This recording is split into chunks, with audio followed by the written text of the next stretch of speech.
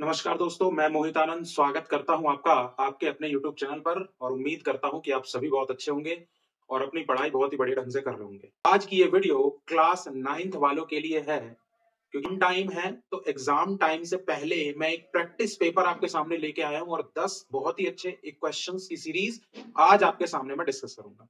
तो जो भी लोग मेरे चैनल पर नए हैं वो जल्दी से चैनल से जुड़ जाइए। सब्सक्राइब नहीं किया है तो सब्सक्राइब करिए, वीडियो को अंत तक देखिए, क्वेश्चन देखिए, समझिए और किसी तरह की कोई क्वेरी या किसी क्वेश्चन या किसी कॉन्सेप्ट पर वीडियो चाहिए तो कमेंट करना या इंस्टाग्राम पर डीएम करना ना भूलिए। भैया आज की इस वीडियो का जो सबसे पहला क्वेश्चन है, सबसे पहला क्वेश्चन दिया गया कि the parameter of a triangle is 60 centimetre. Parameter दिया हुआ है। If its side are in the ratio 1:3:2, यानी कि जो दी गई गिवन साइड्स है वो 1:3:2 है, तो बताइए सबसे छोटी साइड क्या होगी। हम जानते हैं कि रेशियो क्या है, किसी भी वैल्यू की सिंपलेस्ट फॉर्म जब हम उन्हें कंपेयर कर रहे हैं, और जब हम किसी भी दो या दो से ज्यादा नंबर से एचसीएफ निकाल लेते हैं तो जो बचता है वो रेशियो ही एक तरीके से देखा जाए। तो हम जो यहाँ ऐसे क्वेश्चंस में क्या करते हैं, let the ratio be x. तो वो जो एक्स लेट करते हैं वो एक्चुअली में वो एक वैल्यू होती है जो इन तीन नंबर से निकाल ली गई, जिसकी वजह से जो बचा वो 1:3:2 बचा। अब क्योंकि ये पैरामीटर का क्वेश्चन है तो जाहिर सी बात है कि पैरामीटर का डिस्कशन हमारी 9th क्लास के हीरोन्स फार्मूला के चैप्टर में किया गया है। तो कैसे इस क्वेश्चन को करना है आइए देखते हैं। भाई सबसे पहले पैरामीटर का फॉर्मूला होता है a प्लस बी प्लस सी। यहां पर ए बी और सी साइड को रिप्रेजेंट कर रहे हैं। पैरामीटर कितना दिया गया है 60 सेंटीमीटर, और क्योंकि हमने रेशियो को x मान लिया तो x plus 3x plus 2x, 3 और 2 5 और 1 6x किसके इक्वल हो गया 60 के, तो x की वैल्यू हो गई 10 और x 10 हो गया तो मेरा रेशियो क्या था 1:3:2, तो 1 क्या हो गया 10 सेंटीमीटर, 3 क्या हो गया 30 सेंटीमीटर और 2 क्या हो गया 20 सेंटीमीटर। तो हमसे इस क्वेश्चन में सिर्फ पूछा था स्मॉलेस्ट साइड, तो स्मॉलेस्ट साइड 10 है। समझ में आ रहा है। अब क्योंकि हीरोन्स फॉर्मूले का क्वेश्चन है तो आप इस बात को बखूबी समझ सकते हैं कि हमारे से क्वेश्चन के अंदर में एरिया भी पूछा जा सकता है, और अगर एरिया पूछा जाएगा तो आप Heron's formula root under s, s minus a, s minus b और एस माइनस सी लगा के इस क्वेश्चन को बहुत ही आसान तरीके से कर सकते हैं। एस क्या है कमेंट करके बताना ना भूले, एस किसको रिप्रेजेंट करता है। अब हम बात करते हैं अपने क्वेश्चन नंबर 2 की। हमारा जो क्वेश्चन नंबर 2 है वो लीनियर इक्वेशन इन 2 वेरिएबल वाले क्वेश्चन है। क्वेश्चन में कहा गया है कि अगर 2,0 सॉल्यूशन है एक लीनियर इक्वेशन जो 2x प्लस 3y बराबर k के द्वारा रिप्रेजेंट किया जा रहा है, तो बताइए k की वैल्यू क्या है। पहले आपको एक चीज समझ में आना जरूरी है कि लीनियर इक्वेशन का जो ग्राफ होता है वो एक स्ट्रेट लाइन होती है। क्या होती है? Straight line. तो जब हम इसका ग्राफ ड्रॉ करते हैं तो अब 2,0 इसका एक सॉल्यूशन है, इसका मतलब है कि ये जो लाइन है 2,0 इस लाइन पर लाई करेगी, क्योंकि अगर कोई पॉइंट जिसको आप कोऑर्डिनेट बोले 2,0 क्या है उस लाइन का एक कोऑर्डिनेट, अगर वो उस लाइन पर लाई कर रही है तो ही उसका वो सॉल्यूशन हो सकती है। तो अब जाहिर सी बात है कि जो पहला वाला होता है जिसको हम एबिस्का बोलते हैं तो ये x कोऑर्डिनेट है और दूसरा वाला ऑर्डिनेट y कोऑर्डिनेट। अब क्योंकि ये इसका सॉल्यूशन है हमें क्या दिया गया 2x प्लस 3y बराबर k, तो 2 गुणे x की जगह क्या पुट कर दूं 2 और 3 के गुणे में क्या कर दूं 0 बराबर k, तो 4 बराबर k, यानी k की वैल्यू बहुत ही आसान तरीके से क्या आ गई 4। समझ में आ रहा है? क्योंकि उन्होंने कहा है कि सॉल्यूशन है तो x की जगह x कोऑर्डिनेट और y की जगह y कोऑर्डिनेट रख के मैं k निकाल सकता हूं। मान लीजिए अगर क्वेश्चन क्या देता है कि चेक करिए सॉल्यूशन है या नहीं, तो x की जगह x रखो, y की जगह y रखो, और जब ऐसा करो तो अगर LHS बराबर RHS आ गई, यानी कि जैसे ये साइड बराबर k की जगह क्या है 4, तो 4 बराबर 4 आ गई मतलब वो सॉल्यूशन है, अगर नहीं आई मतलब वो सॉल्यूशन नहीं है। उम्मीद करता हूं ये दूसरा क्वेश्चन भी आपको बहुत ही बढ़िया तरीके से एकदम क्लियर होगा।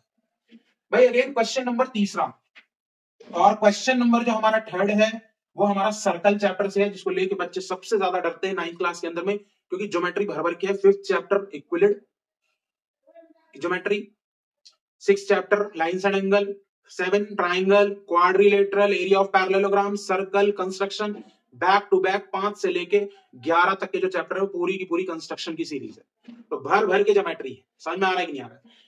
तीसरे क्वेश्चन में हमसे कहता है कि बी और सी डायमीटर है सर्कल का और एंगल बी ए ओ, ध्यान रखिएगा ये पॉइंट अलग है, ये अलग है, ओ सेंटर है सर्कल का, बी ए ओ मैं यहां पर मार्क कर देता हूं, जो हमारा बी ए ओ है वो कितना है 60 डिग्री, हमसे ए डी सी पूछा है। अब देखो क्वेश्चन में सबसे पहली चीज, अगर मैं आपसे कहूं ट्राइंगल ले लो O B A, O B A triangle आपको दिख रहा है, आप कह सकते हो कि O B is equals to O A है, क्यों है भाई, दोनों रेडियस है, और एक ट्राइंगल की अगर दो साइड इक्वल है तो इनके अपोजिट एंगल भी क्या होंगे, इक्वल होंगे, तो ओ ए बी बराबर क्या हो जाएगा, ओ बी ए, थ्योरम क्या हो जाएगी, equal side having equal opposite angle, होगा कि नहीं होगा बोलिए, इक्वल अपोजिट एंगल्स। तो जैसे ही हमने ये करा तो हमारा जो एंगल ओ ए बी और ओ बी ए दोनों कितना आ गया, 60 डिग्री आ गया कि नहीं आ गया। अब एक बात बताओ, ट्राइंगल में तीसरा एंगल कौन सा बच गया, ए ओ बी, तो क्या ए ओ बी को 180 degree minus 60 degree plus 60 degree लिख दूं, भाई एंगल सम प्रॉपर्टी, ट्राइंगल में जब मैं एंगल सम प्रॉपर्टी लगाऊंगा तो एक एंगल प्लस दो एंगल प्लस तीन एंगल का सम कितना होगा 180, और ये दोनों एंगल कितने हैं 60 60 के हैं, तो इन दोनों के सम को जब 180 से माइनस करूंगा तो मुझे कौन सा एंगल मिलेगा, एंगल ए ओ बी, और वो कितना आ गया 60 डिग्री आ गया। यानी एक चीज तो समझ में आ गई कि ये एक इक्विलेटरल ट्राइंगल है, कौन सा ट्राइंगल, ए ओ बी। अब जब ए ओ बी में एंगल ए ओ बी 60 है तो एंगल ए ओ बी, और दूसरा एक और एंगल बन रहा है, बताइए कौन सा बन रहा है, angle A O C 180 degree, क्यों बन रहा है बताइए, लीनियर पेयर एंगल्स, समझ में आ रहा है कि नहीं आ रहा है, तो एंगल ए ओ सी कितना हो जाएगा मेरे बच्चों 120। कई बच्चों की भैंस पानी में जा रही होगी कि सर जो निकालना है वहां तो जा नहीं रहे हो, कभी तो ये निकाल रहे हो कभी तो ये निकाल रहे हो, मेरे भैया थमो, थामा थामा, समझा। अब हमें पता चल गया एंगल ए ओ सी, एक थ्योरम है, angle at centre is twice the angle at circumference, और ये थ्योरम याद है तो क्वेश्चन का खात्मा तो बनता है। सेंटर पर बना एंगल सरकमफेरेंस पर बने एंगल के दो गुना होता है, सर्कल पे एंगल कौन सा बना है एओसी, ये दो गुना होगा किसका, सरकमफेरेंस का, और सरकमफेरेंस पे कौन है एडीसी, एडीसी ही हमें निकालना है, तो एओसी कितना है 120, इसको करूंगा डिवाइड तो क्या आएगा 60, यानी हमारा एडीसी भी कितना है बच्चों 60 डिग्री। तो एक ये थ्योरम याद रखिएगा, यहाँ एक ये थ्योरम लग गई और यहाँ एंगल सम प्रॉपर्टी लग गई, और बहुत ही शानदार तरीके से सर्कल का एक क्वेश्चन खत्म हो गया। अब जाहिर सी बात है कि एमसीक्यू आएगी तो आपको दिखना चाहिए कि ये दोनों इक्वल है, तो ये 60 तो ये भी 60 तो ये भी 60, ये 120 लीनियर पेयर से। और क्योंकि एक चीज मैं आपको बहुत अच्छी तरीके से समझाना चाहता हूं कि जब हम सर्कमफेरेंस के एंगल की बात करते हैं तो सर्कमफेरेंस के सामने सेंटर पर एंगल तो ये भी बन रहा है, एंगल तो ये भी बन रहा है, एंगल तो ये भी बन रहा है, लेकिन आपको पहचानना ये है कि अगर सर्कमफेरेंस का एंगल ये है तो सेंटर पर एंगल भी सेम डायरेक्शन का होना चाहिए, यही पहचानने का तरीका है। क्योंकि अंदर वाले को देखोगे तो ये तो 180 है, 180 है तो ये कितना होना चाहिए था 90, लेकिन नहीं, जब ये लाइन को मैं यहां से मैच कर दूंगा तो ये पूरा एंगल 90 का हो जाएगा। तो इस क्वेश्चन में ये भी बन सकता है कि यहां से ये खींच दे, डी को किससे मिला दे बी से, और आपसे कह दे बताओ बी डी ओ कितना है, तो अगर मेरे से बी डी ओ पूछता तो आंसर 30 होता, क्यों, क्योंकि ये 180 तो ये पूरा 90 और ये 60, तो बचा वाला लाइक तो बनता है, उपाय नहीं है कोई आपके सामने। आइए देखते हैं अपना क्वेश्चन नंबर 4, और क्वेश्चन नंबर 4 कहता है कि बेस डायमीटर दिया गया है, डायमीटर दिया गया है कोन का, और उसकी स्लैंट हाइट दी गई है, कर्व्ड सरफेस एरिया निकालना है। बहुत ही वाहियात क्वेश्चन है, डायरेक्ट फॉर्मूला बेस्ड क्वेश्चन। भाई diameter they the question number 4 की, डायमीटर कितनी दे दी 10.5 सेंटीमीटर, तो रेडियस कितनी हो जाएगी 5.25 सेंटीमीटर, और रेडियस 5.25 सेंटीमीटर हो गई, स्लैंट हाइट उसने दे दी कितनी 10 सेंटीमीटर। हमसे कह दिया सीएस से निकालो कर्व्ड सरफेस एरिया, और कर्व्ड सरफेस एरिया कौन का क्या है मेरे बच्चों पाई आर एल। अब आपकी चॉइस है, पाई ले लो 22/7, क्योंकि मुझे दिख रहा है 5.25 आसानी से कट जाएगा 7 से, स्लैंट हाइट ले लो 10, 7 से इसको काटो तो 75 आएगा। अब जब मैं इसको इंटू करूंगा तो 220 मल्टीप्लाई 0.75, एक जीरो खाया तो ये पॉइंट हट के कहां आ गया बताओ 7.5 हो गया। अब मल्टीप्लाई कर दो, 22 पंजे 110 और 22 सत्ते 154 और 11 कितने होंगे 165, यानी 165 centimetre square is the curved surface area of cone मेरे बच्चों, जिसकी डायमीटर 10.5 सेंटीमीटर और स्लैंट हाइट 10 सेंटीमीटर है। समझ में आ रहा है कि नहीं आ रहा है? तो चौथा question surface area and volume का क्वेश्चन, बहुत ही बढ़िया चैप्टर है, एनसीईआरटी में बहुत खूबसूरत खूबसूरत क्वेश्चन से दिए गए हैं, आप उनको जरूर करें, ना हो तो कमेंट करें क्वेश्चन, उस पर वीडियो बनाऊंगा। पांचवा क्वेश्चन अगेन पॉलिनोमियल का एक क्वेश्चन है, कहता है कि x+2 is a factor of polynomial this, find the value of x। देखो क्वेश्चन क्या है कि उसने कह दिया कि x+2 एक फैक्टर है। जैसे मैं कह दूं कि 2 4 का फैक्टर है, तो अगर 2 4 का फैक्टर है तो 2 से जब 4 को डिवाइड करूंगा तो कंप्लीटली डिवाइड होगा, तो रिमाइंडर कितना आना चाहिए 0 आना चाहिए। समझ में आ रहा है कि नहीं आ रहा है भाई? यही तो कॉन्सेप्ट काम करेगा ना कि if x+2 is a factor of x³ minus 2ax², उसको 20 समझने की गलती ना करें, प्लस 16 है, then put x is equals to -2, we will get px is equals to 0। भाई पूरा का पूरा पॉलिनोमियल क्या हो जाएगा 0 हो जाएगा, तभी तो फैक्टर है। अरे हाँ तो बोलना पड़ेगा, उपाय नहीं है कोई, जवाब तो देते नहीं हो आप लोग। भैया x बराबर -2 पुट करना पड़ेगा। अभी x बराबर -2 कैसे आया, कईयों की तो भैंस पानी में चली गई। तो भैया x+2 को 0 के बराबर पुट करो तो x की वैल्यू क्या हो गई -2। अब इसको पुट करा p में तो कितना आना चाहिए 0। अब ये क्या वैल्यू -2 का क्यूब, -2 गुने a गुने -2 का square plus 16 is equals to 0। तो ये कितना हो जाएगा -8 -2 दूनी 4 दूनी 8a प्लस 16 बराबर 0। 16 में से 8 गए 8 प्लस का -8a बराबर 0, 8 बराबर 8a।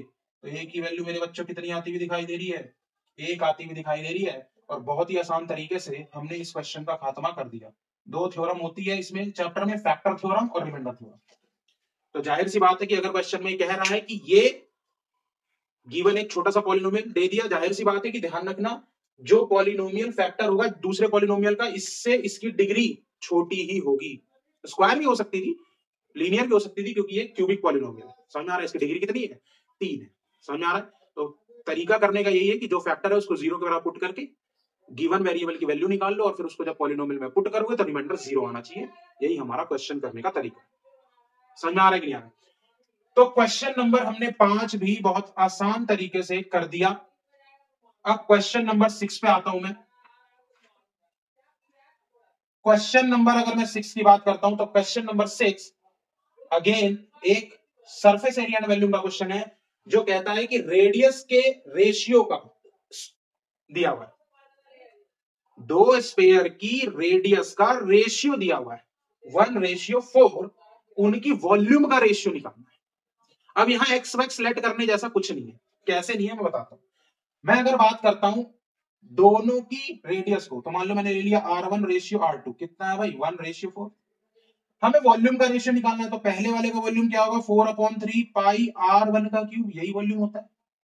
दूसरे वाले का क्या होगा 4/3 पाई R2 का क्यूब। अब एक बात बताओ, 4/3 से 4/3 गया, पाई से पाई गया, तो R1/R2 का होल क्यूब कह सकता हूं। यानी कि अगर 2 स्फीयर की रेडियस का रेशियो गिवन है तो उनके वॉल्यूम का रेशियो, समझिएगा बात को, उनकी वॉल्यूम का रेशियो उनकी रेडियस के रेशियो का क्यूब होगा। यहीं पर अगर मेरे से उनके सरफेस एरिया का रेशियो पूछ देता तो मैं रेडियस की रेशियो का स्क्वायर करके अपना आंसर निकाल देता। ऐसी चीजें अगर आपको याद है तो डायरेक्ट एमसीक्यू होगा। 1 का क्यूब 1, 4 का क्यूब 64, तो आप मानते हैं कि 1/4, क्योंकि यही तो रेशियो है का क्यूब, तो 1 क्या हो जाएगा 64। और यही हमारे छठे क्वेश्चन का बहुत ही सिंपल तरीके से आंसर होगा। अगर वीडियो पसंद आ रही है तो वीडियो के इस पॉइंट तक अगर आप पहुंच गए हैं तो आपको वीडियो को लाइक करना और कमेंट करके हमें मोटिवेट करना तो बनता है। भाई मेहनत का फल मिलना बहुत जरूरी है। हमारा भी मोटिवेशन आपके गिवन सपोर्ट से मिलता है। समझ में आ रहा है कि नहीं आ रहा है? तो ये सारी चीजें आपको ध्यान में रखनी है, ठीक है। फ्री ऑफ कॉस्ट, कोई पेड कोर्स नहीं है, यूट्यूब है। और आज के टाइम में तो आपका ऑनलाइन स्टडी से आप लोग जुड़ चुके हैं कोविड के टाइम से ही, तो वीडियो को सपोर्ट करिए, चैनल को सपोर्ट करिए, ताकि हम भी आपके साथ ग्रो कर सकें और अच्छे से अच्छे तरीके से आपकी तैयारी कराएं। मैंने कल भी लास्ट वीडियोस में बताए थे कि मेरा मकसद बेसिक कॉन्सेप्ट है। आप हवा हवा में बातें करो, आपको ट्रिक आते हैं, बहुत कुछ है आता है, लेकिन क्योंकि जिस पैटर्न को हम, जिस एकेडमिक सिलेबस को हम पढ़ रहे हैं वो सब्जेक्टिव है, वो कॉम्पिटेंसी बेस्ड है। आपको लिखने के नंबर मिलते हैं। जैसे यही क्वेश्चन अगर आपको 2 नंबर में दे दिया गया तो you have to prove this by this. तो कहने के लिए हमने एमसीक्यू उठाया है, समझ में आ रहा है कि नहीं आ रहा? लेकिन मैथ्स में मेरे नजर में एमसीक्यू कुछ नहीं होगा, ट्रिक लगा के निकल सकते हो, जैसे यहां कर दिया।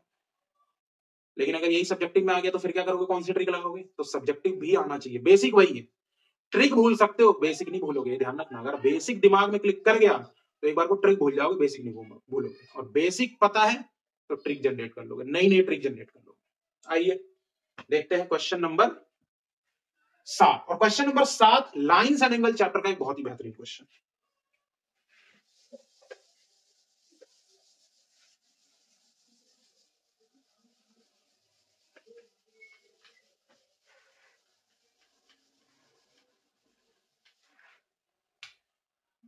क्वेश्चन नंबर 7 में आपसे कह दिया कि एल पैरेलल है एम के और 2 पैरेलल हो या नॉन पैरेलल लाइन, उसको काटने वाली लाइन ट्रांसवर्सल होती है।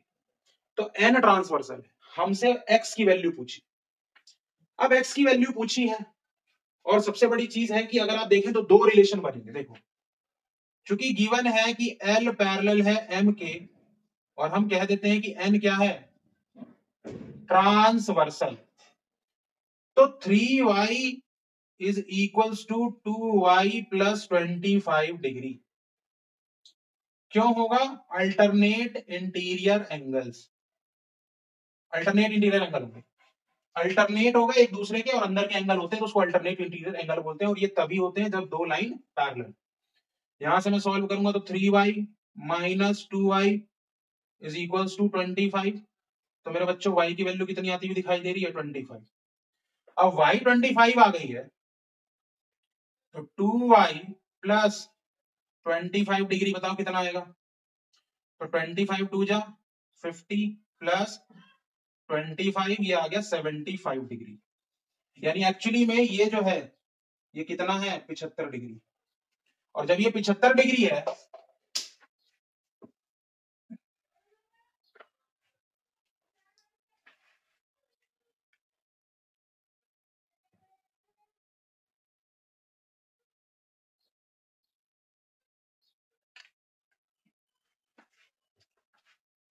और जब ये 75 डिग्री है तो मुझे एक बात बताइए, x प्लस 15 डिग्री की वैल्यू कितनी हो गई, 75 डिग्री हो गई कि नहीं हो गई? भाई वैसे लिख देता हूं 2y प्लस 25 डिग्री। क्यों?